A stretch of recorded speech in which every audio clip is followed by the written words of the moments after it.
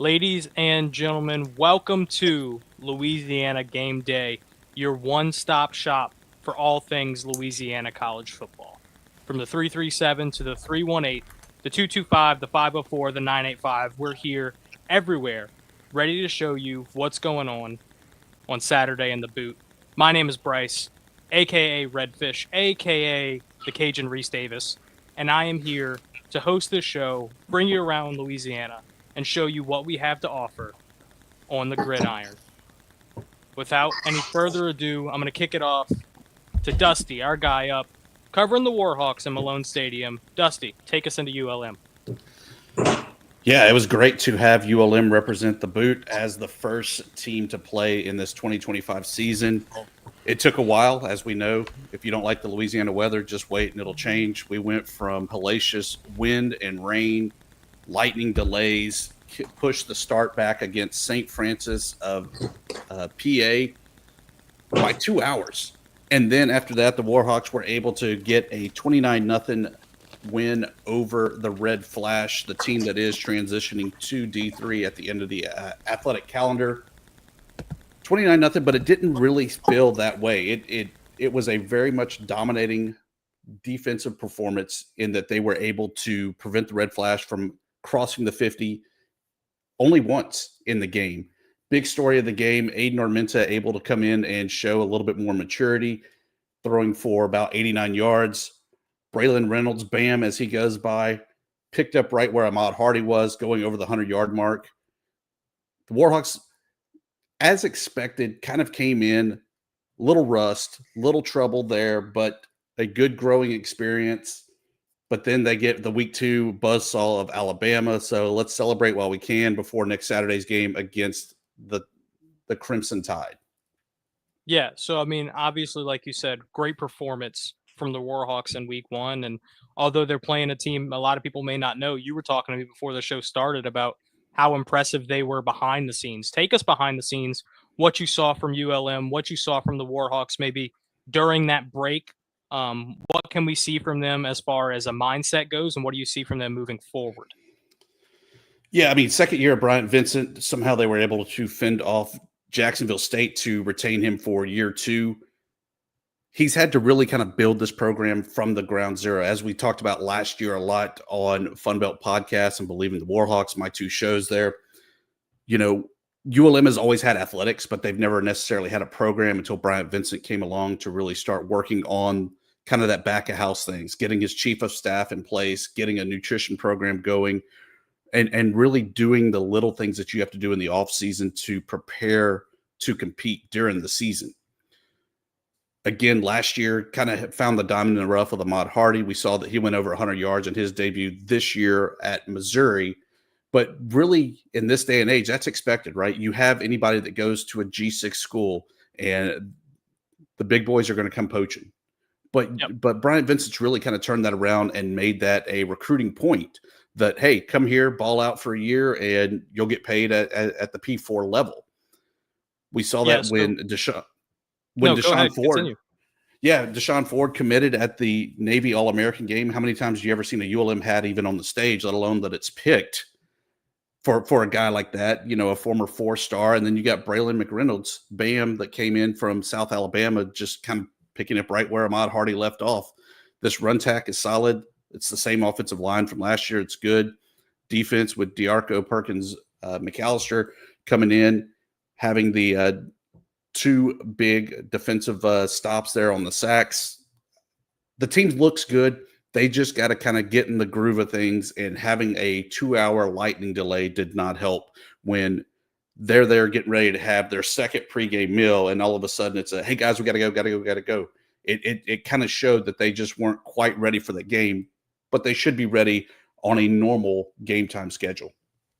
So one thing you said that really impressed me in there is ULM may have had athletics, but they didn't have a program. If we look at this program last year, I would say was one of the better years that we've seen recently. I think people saw them at the beginning of the year. I mean, they started 5-1 last season.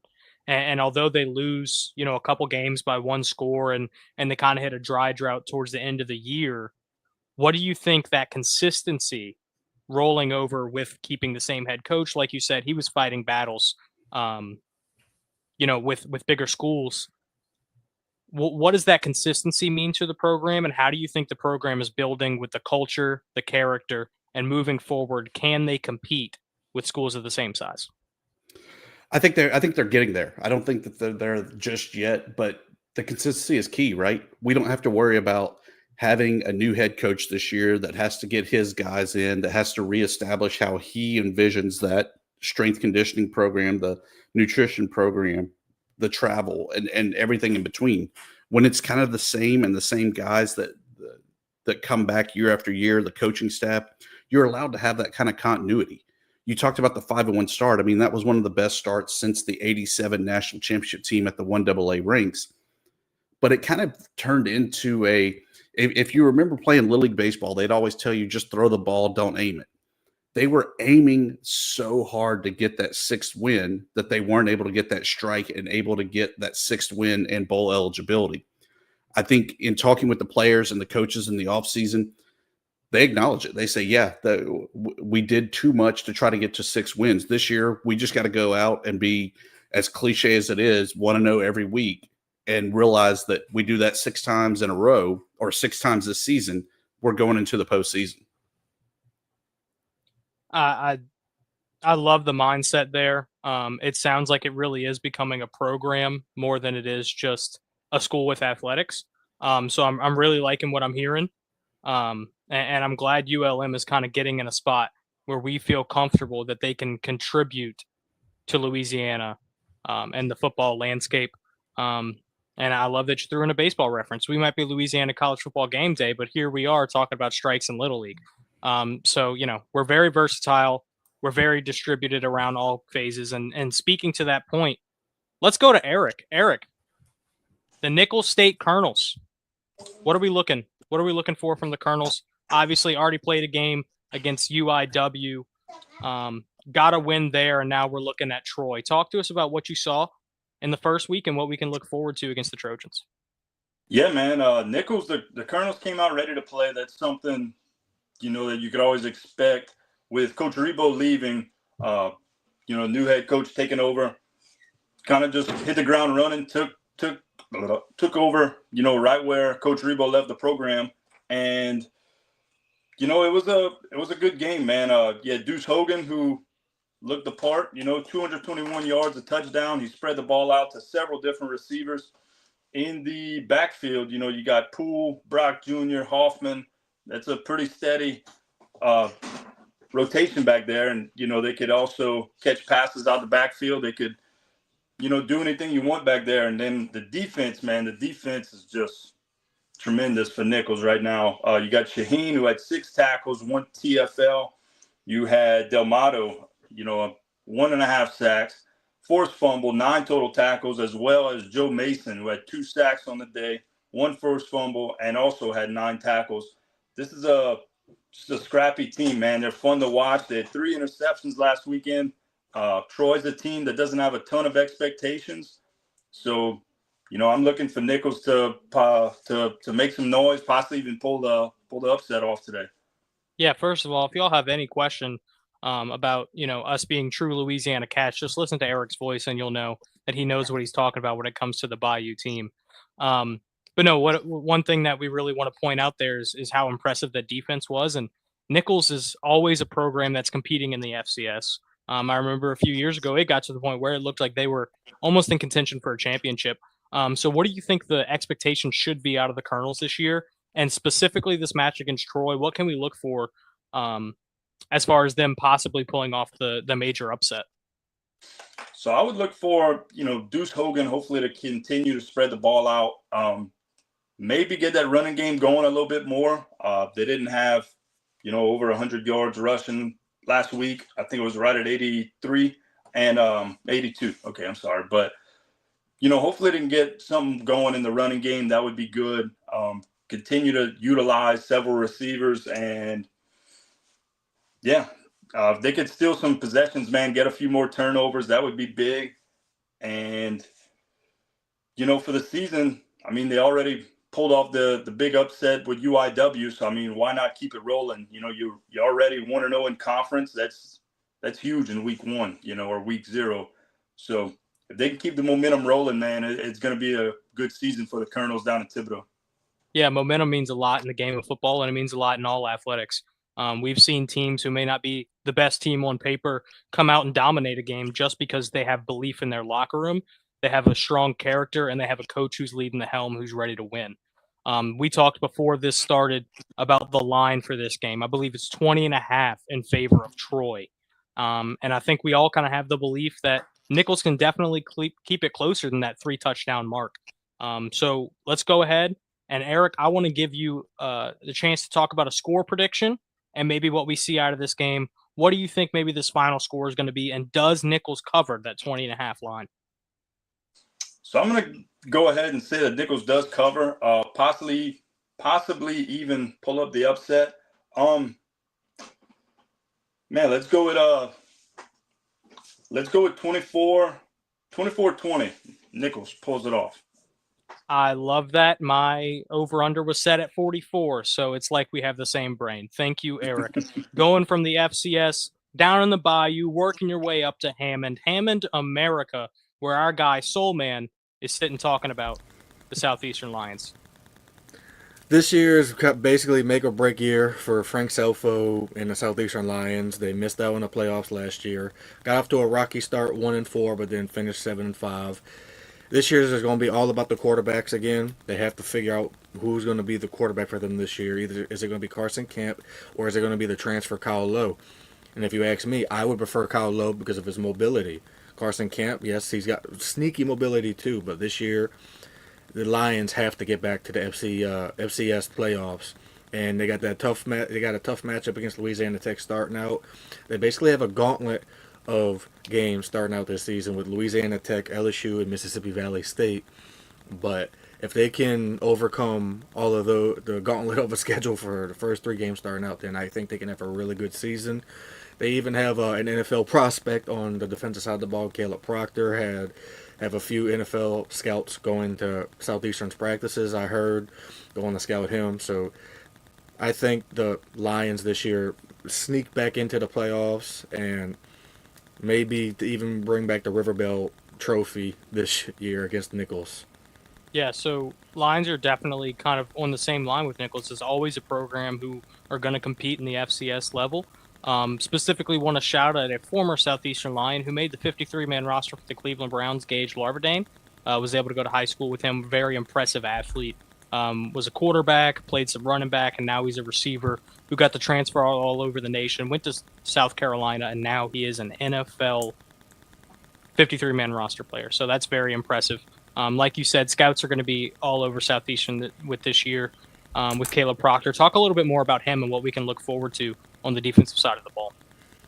Well, the one thing I heard, because I'm not there to see the practice, is the one thing that my insider has told me, said he is just unblockable and unstoppable in the defensive side of the ball. And if what he is doing in practice, he can put together in the games, then he should be at least a 6th-round pick. That's what I was told. So he's wreaking havoc in practice, causing offense headaches. So you can expect a really great season from Caleb Proctor. And I'm putting him on my NFL draft guide already, and I haven't even started. That's how much I'm expecting him to play really, really well this year. I really enjoy that. I'm glad to know that we have some guys in the smaller schools in the state who could find their way on the national stage. So Louisiana Tech interstate matchup here.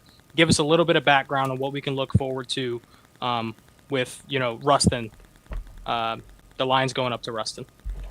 Well, it's a big matchup, FCS versus FBS matchup, and the storyline, like I mentioned earlier in the show, it's all about the quarterback. If it depends on who the starting quarterback is, it's going to go up until about kickoff, but sources are telling me that's going to be Carson Camp leading the way, but you'll see Kyle Lowe out there. So they have to figure out who is going to be the main guy going for it. And also, you got Jalen Domingo back at wide receiver. You lose Darius Lewis last year. You lose Darius Lewis to the NFL going undrafted. But it's all about the offense for the Southeastern Lions. Last year, the defense was pretty decent, but this year they have to get the offensive firepower back that they haven't had since Cole Kelly left. And the last time Southeastern and Louisiana Tech matched up, it was a great game. Cole Kelly was duking it out with Louisiana Tech losing by a field goal, and I'm expecting that this year if, Coach Anthony Selfo, who's the offensive coordinator for Southeastern, calls a really good game, balancing out with the run. And I'm looking at the running backs that I forgot that they had. Rodeo Graham, DeAndre Jackson, the transfer. He's a New Orleans native. I think you're going to see a really balanced offensive attack from Southeastern. And then on the defensive side, if what I'm hearing is true, the defense should be one of the best in the Southland Conference and should get after Louisiana Tech early and often. There's nothing more exciting than knowing a Louisiana team is ready to hit some heads on defense.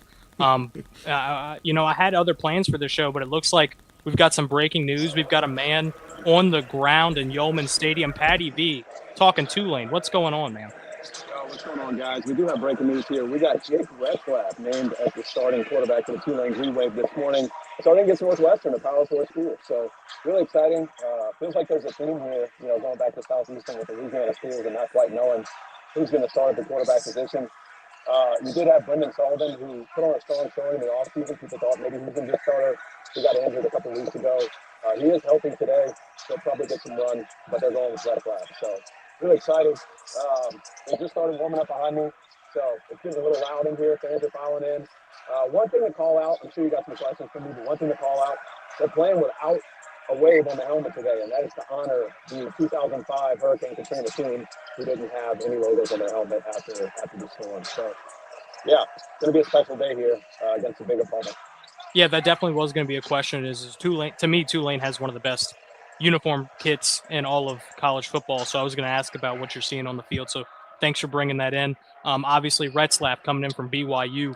I mean, you look at Tulane has been kind of a really good place for these transfer quarterbacks to come in.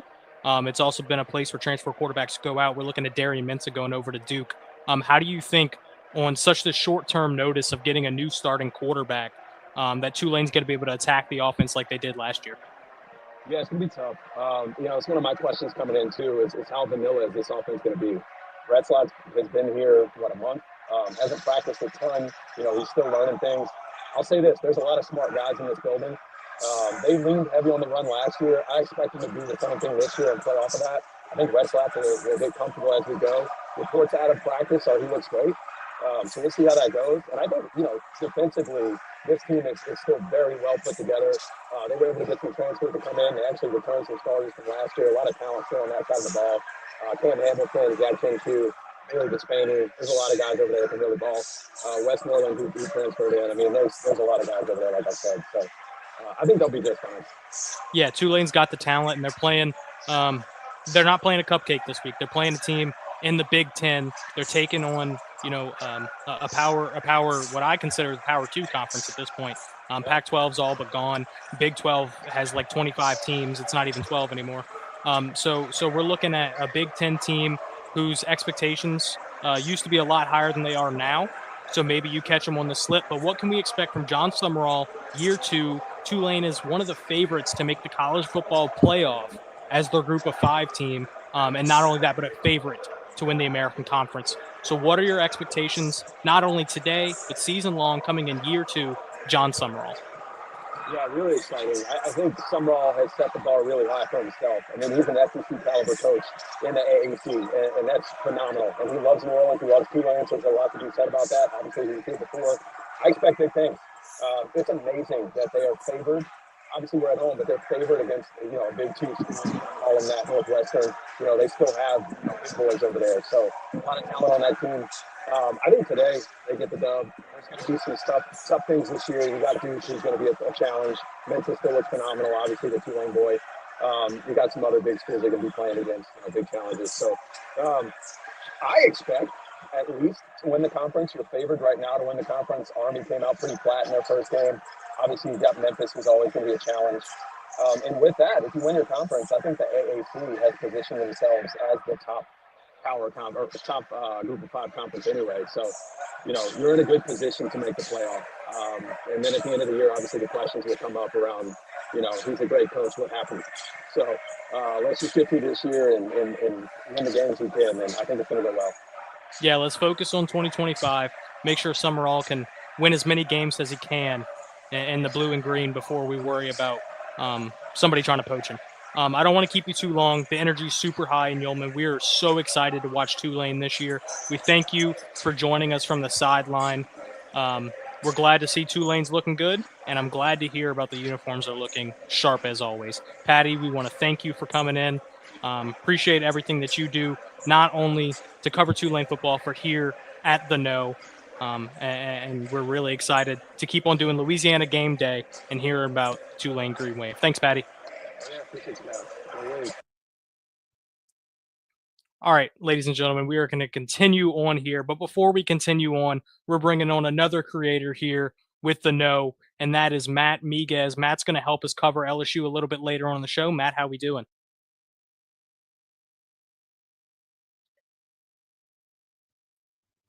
Week one for everybody, right? Technical difficulties. All good. No, man, I'm doing really well. Really excited to talk some LSU and some Louisiana Raging Cajuns as well. They open up a brand new $65 million renovation tonight, so looking forward to that. Just before we get into the Raging Cajuns and LSU, I do want to remind everyone that this is not the only content we put out. If you look at the No on YouTube, theno.com, there's articles coming out. Eric's a great writer who helps us a lot. We're going to be putting out content about HBCU. So if you're looking for Southern and Grambling content, be on the lookout for that. They couldn't be here on the show today, but we'll absolutely post some content about them. We had a great content creator and No Chill who was able to make a short video about Southern Grambling, what we can expect from them, and that'll be posted a little bit later on. And, we saw Patty in here with Tulane, but we've also got our guy Patrick Harkness, who's out in the middle of the Gulf of Mexico or America, whatever you prefer nowadays, who was making videos for us about Tulane as well, and that'll be posted right after this. So the content never stops. Just because we're live here today doesn't mean you can't watch us back and follow us on all the socials. So before we get into the rest of Louisiana, we want to switch it up a little bit, go a little bit national, just so you know, hey, we're not just talking heads. We know a little bit about football here. So I'm going to start us off. We're going to do a segment called Road Dogs, where we're going to select one team. It could be a Louisiana team, could be a team who's playing a Louisiana team, could be any team in the country. And we're going to talk about a team that's going on the road who might cover the spread against the team that is the favorite. I'm going to start us off in the SEC. Syracuse is going into Knoxville, Tennessee. And I think both teams lost a lot. And it's going to come down to coaching, and it's going to come down to consistency. The line right now is 13.5 in the favor of Tennessee. They lost a lot to the NFL. I think Josh Heupel's a great coach, and I think they have a lot of offensive firepower.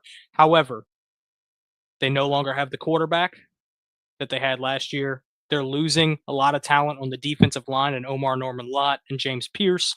And Syracuse was a sneaky 10-win team last year, and they're down 13.5 points to start this game, according to Vegas. So I'm going to take the spread of Syracuse covering 13.5 against Tennessee. Final score prediction, 30-23.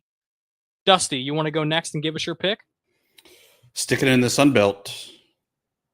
As we know, Viva La Boobcats, the Texas State Bobcats, headed out west to the Pac-2, Pac-12, 10, 20, whatever you want to call them. They're hosting Eastern Michigan with one of the best named players in all of college football coming to San Marcos. No, I'm not saying his name in case I slip up on We week know one. who you're talking about. Yes. However, I like Eastern Michigan. They're giving up 14 points. We don't know what to think about the Bobcats. Obviously, everyone's excited that they went 8-5 the past 2 years under G.J. Kinney. But that's really a underachieving season in each one when they've had hands down some of the most talented players that we've seen in the Sun Belt. I like the action to roll into San Marcos and get the win. I like that. Let's kick it on over. Eric, what you got? Oh, technical difficulties. Eric is muted. Here we go, Eric. All right. I got the Toledo Rockets to cover the 10-point spread, headed over to Kentucky today. They have their quarterback, Tucker Gleason, who threw for over 4,000 yards. He's back this season. Historically, the last couple of years, they play these big schools. They beat Illinois. Sorry, they beat Mississippi State pretty handily last year, and the year before that, they hung in there with Illinois, and they had an exciting bowl game against Pittsburgh last season. So, give me Toledo and the points. We might be Louisiana game day, but we are all about Maction here as well, as the first two teams can be showing it. Logan, let's kick it on over to you in the 985 Hammond America. Who is your road dog? So today, Alabama's going to be going into Florida State. We're sticking in the SEC, and everyone knows I absolutely despise the Alabama Crimson Tide, but I expect them to cover the spread today and beat Florida State, unfortunately. And even with Florida State getting Tommy Castanelos, or how I know I butchered his last name, from Boston College, who I actually think is a really good quarterback and a sneaky good quarterback, but I think Alabama comes away with the win. And it looks like the spread is 13.5, and I think Alabama basically pummels Florida State. I don't think Florida State has a chance. I really think it's going to be one of those 40 to like 17 type of games in favor of Alabama, unfortunately.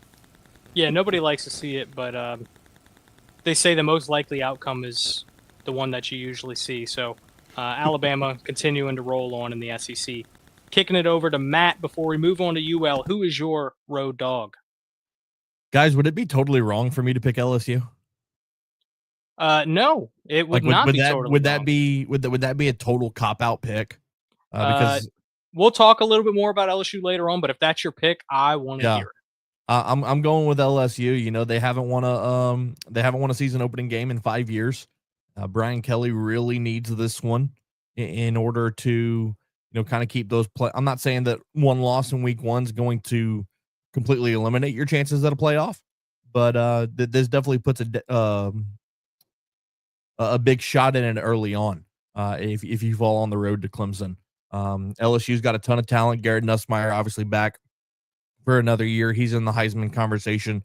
Caden Durham was one of the best surprise running backs in the country last year. I expect him to have a huge season for the Bayou Bengals. The big question for me is going to be their offensive line, losing guys like Will Campbell and Emory Jones. Can they replace that quickly? But they have the talent. They have the depth. Their defense is nasty. And they're going to have their hands full tonight against Clemson, but I think they go into the fake Death Valley and cover the spread. I can't wait to talk about LSU a little bit later on. But before we dive fully deep into the Tigers, let's talk about the Cajuns, man. I mean, brand new stadium, really talented roster. We're going into another year of Coach DeSormo. So I'm very excited to see what we can get down in Cajun country. Take us in the 3-3-7, Matt.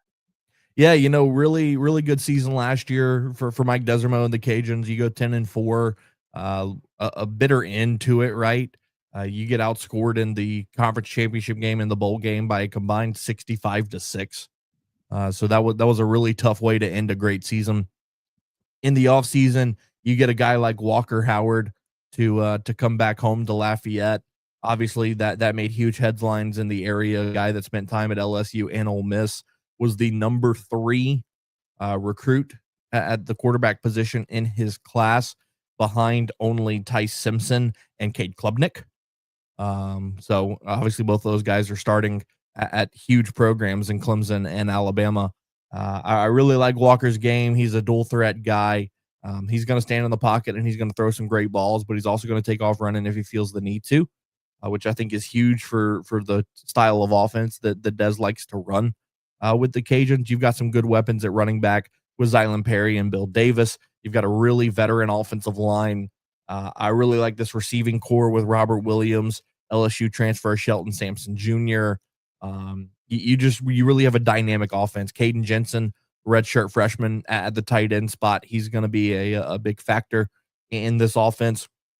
And then defensively, the big thing is having to replace 2 now NFL guys. In Casey Osai, the linebacker spot, who had over 100 tackles a year ago, and Keon Martin in the secondary, who's now on the Baltimore Ravens opening roster. He had a really great season last year, a couple interceptions, a blitzing nightmare from the cornerback spot. So you're going to have to find a way to replace that. I think they've got some talent that'll step up, some names that you might not know yet, but you'll get familiar with as you watch the Cajuns throughout the year. Look, I think that there's no reason that Louisiana doesn't win the Sun Belt West again and plays for the Sun Belt Conference Championship. Now, Do I think they're going to host it? It's too early to tell. James Madison's got a stranglehold on the East in 2025, in my opinion. So it might include a trip to Harrisonburg. But for the Cajuns, again, talking about the $65 million Our Lady of the Lord Stadium that's going to open up tonight against Rice. I think it's going to be a great environment. I think it's going to be a great night. And I've got the Cajuns rolling over Rice in this one. Let's go. Love to hear it. As somebody from the outside looking in, always was an LSU fan, never really paid attention to the boys down in Lafayette. Um, I have high expectations for ULL this season because I think they have high expectations, and this may be the highest expectations have ever been out of this program, at least in a very long time. So talk to us maybe about what the mindset is, not only for you as a fan, but for what the mindset may be in the locker room or on the coaching staff, coming into a season where, like you say, they are expected to go to the Sun Belt Championship. It's not just we might end up there. This is an expectation for the program. The mindset is replicate what you did last year. They had a really great year last year with some key wins. Let a couple of games slip away that could have gone differently.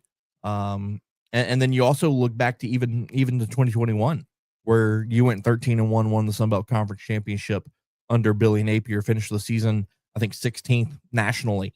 You that's the roadmap, right? That's the mindset that Billy Napier laid, is to do the little things correctly and everything else will fall into place. And it worked for him, and it worked last year under Michael Desormeaux, who learned a lot under Billy Napier when he was in Lafayette. I think it's just, again, focusing on the little details that are going to make a big difference in the end. And, doing the little things the right way, executing the game plan, controlling the things that you can control. I know it's all coach speak, but I mean, it's true, right? You can control the things that you can control. You do the little things right in practice and in the classroom and on game week. And when you do that, you're going to win more than you lose. And so I think that's kind of the mindset again, is just to do exactly what you did in 2024 and learn from the mistakes that you made in 2024 to be better here in 2025. Yeah, I think the number one thing for me is listen, this is Louisiana game day, guys. This is not all about one school, one program, one city. We are trying to cover the entire state in a way that brings football to the forefront, that shows us the gridiron from behind the scenes of guys who really enjoy watching this sport. So let's not look at this like, oh, I'm an LSU fan. I don't care what ULL does. I want them to win. I want every team in the state to go undefeated if they can. Now, it's not possible because we all play each other, but um, I'm rooting for the boys down in Lafayette as an LSU fan, and I mean, they may not be a national name now, but I think looking at the end of the season, based on all of the positivity that's been around the program and over the past 5 years, the constant steps forward, this is a team a lot of people are going to be paying attention to when we roll around to December and January. With no further ado, let's get into the primetime matchup, 6:30 p.m. tonight. Herbie's on the call, Fowler's on the call, a team that graced the cover of College Football 26 and has national championship hopes, the LSU Tigers. Now, we've got three guys on here who are huge fans of LSU, and I'm very excited to talk about us. Matt went into it a little bit. We've got Clemson on the docket, and this is, other than Texas and Ohio State, this is the biggest matchup of the weekend in week one of college football. And I think it's a matchup that's very important to both Tigers, whether it be Clemson or LSU, and setting the standard for the rest of the season. Brian Kelly is 0-3 when it comes to opening week games. Twice against Florida State, dropped it, and then last year against USC and Vegas. So there's a lot of things to look forward to, and there's a lot of question marks on the Tigers' head right now. I think it's really important that we take those question marks and turn them into exclamation points. Eric, give us a little bit of insight in what you're looking forward to on this Saturday night. So this game, man, is going to be loaded with NFL talent on all sides of the football. In every aspect of the game, all three phases, you're going to see NFL talent, I believe.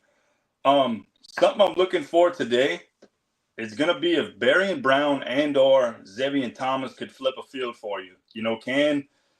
Can they return, a punt, kickoff, set you up with good field position?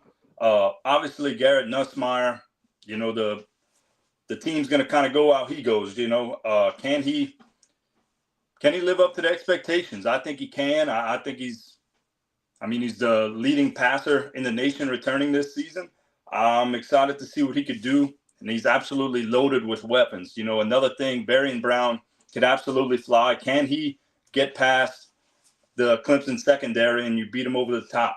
I'm looking for quick plays early and often. You know, can we utilize the screen game? Can we get some quick developing routes to set up your run game? That's another big thing, too. This offensive line lost a lot last year. Can the Tigers put up with this Clemson defensive front, because it is absolutely loaded with talent?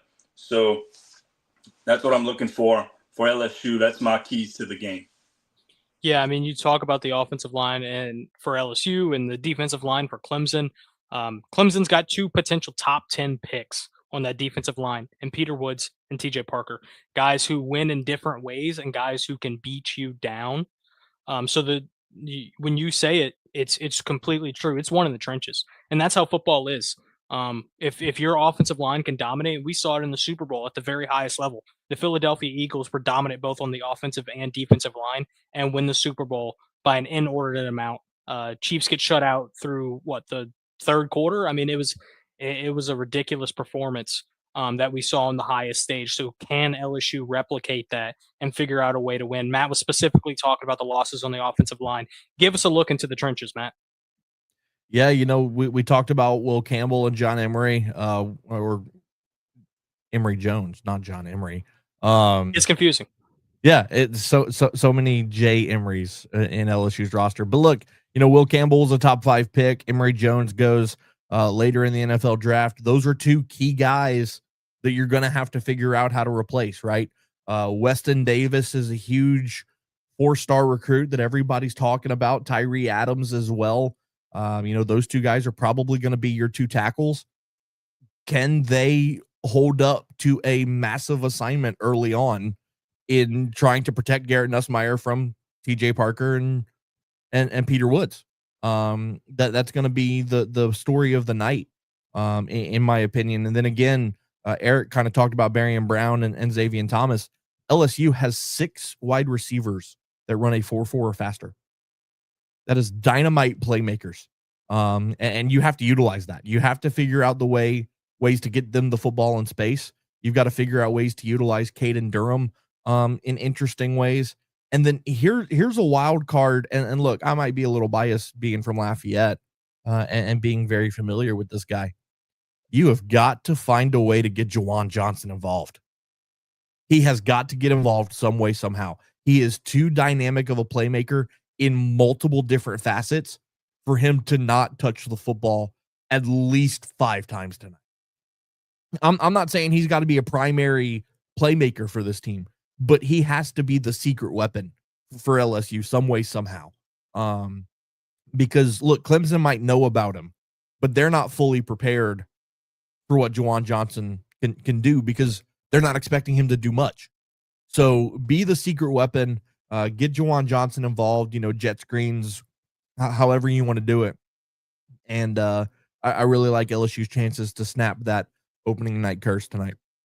Yeah, speaking specifically on Juwan Johnson, for those of you who may not know him, think of him as a faster, more athletic Taysom Hill. I mean, that's the kind of role he can play. He can run.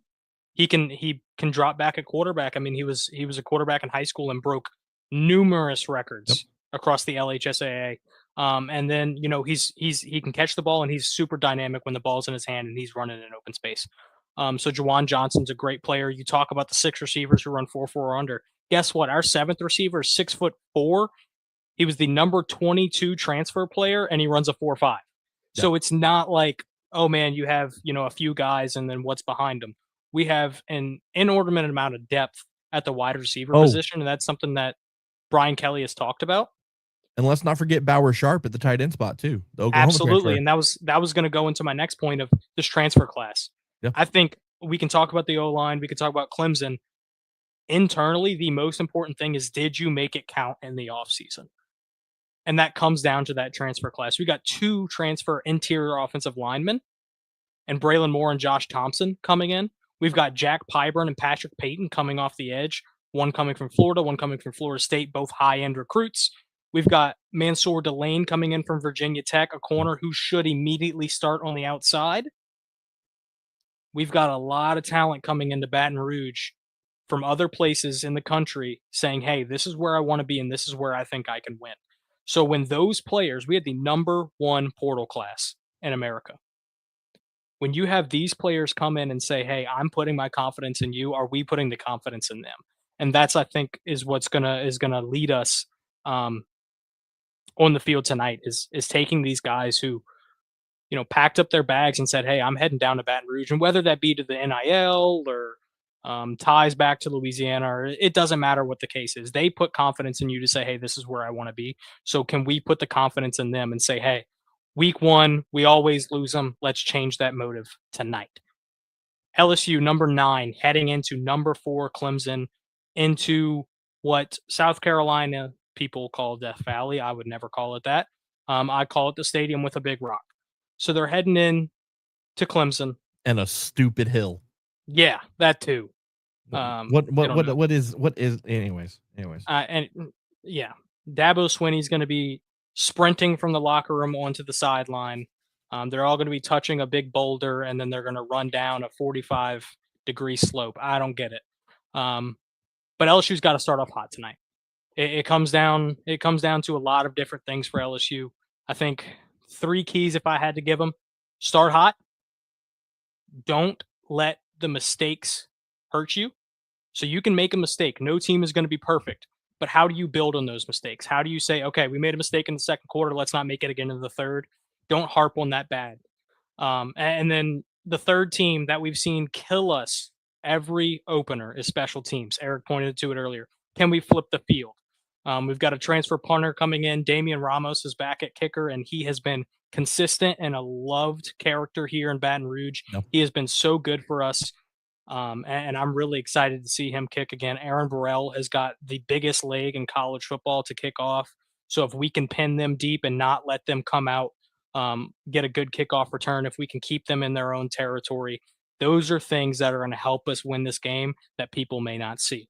So without any further ado, we're going to go into our final segment, our last segment of this show, Road to the Playoffs, and we're going to end it off with everybody's favorite team. So what is Road to the Playoffs? We're going to pick 5 games every week that have national playoff implications, and we're simply going to pick the winner. We're not going to, go into the rosters of all these teams because this is Louisiana Gameday after all. We want to focus on our state, but we also want you to know, hey, we know ball.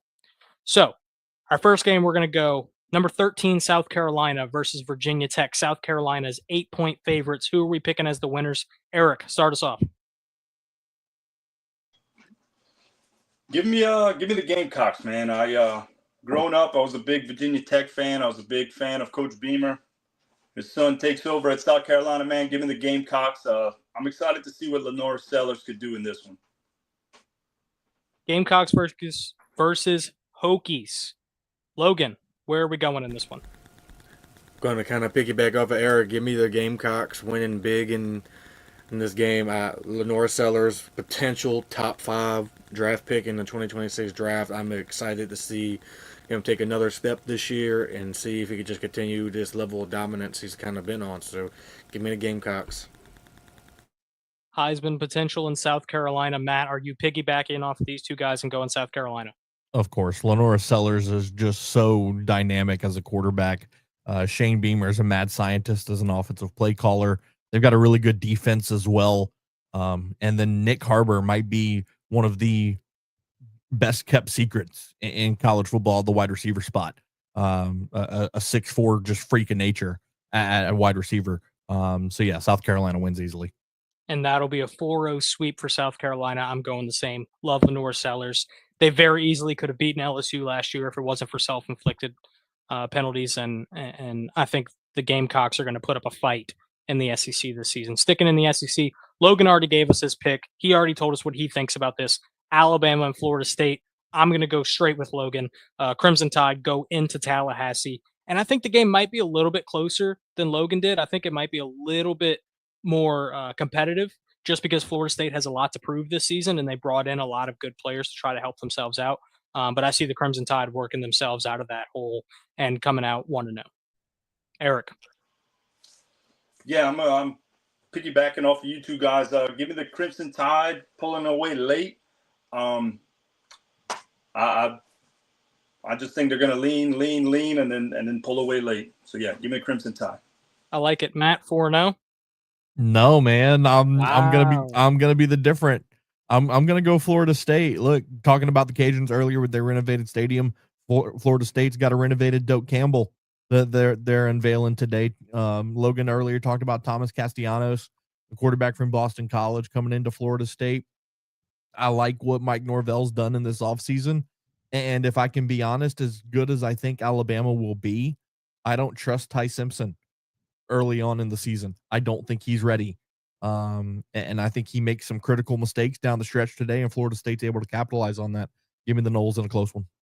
All right, now that we're moving out of the SEC with Notre Dame and Miami, let's make this quick. Give me your winner. Notre Dame, Miami. It's only 2.5-point spread, so it's basically a pick 'em. I'm going number 6, Notre Dame Fighting Irish. Notre Dame. Miami. Give me Notre Dame, Coach Freeman. I like it. I do not trust Carson Beck whatsoever, and he's down there in Miami now. Texas, He's making Ohio bad State. life decisions. Questionable to say the best. Yeah. Texas and Ohio State, biggest game of the weekend outside of what we think is and for the Tigers. So let's make this another quick one. Let's not get too far into it. Texas, Ohio State. Give me the Buckeyes. Ohio State. Two brand new quarterbacks. Ohio State's got the best offensive player in the country and the best defensive player in the country. Give me the Buckeyes. Same here, man. Give me the Buckeyes. Horns down. I love it, boys. And then finally, what everybody's been waiting for this entire time. The boys in purple and gold going up to South Carolina.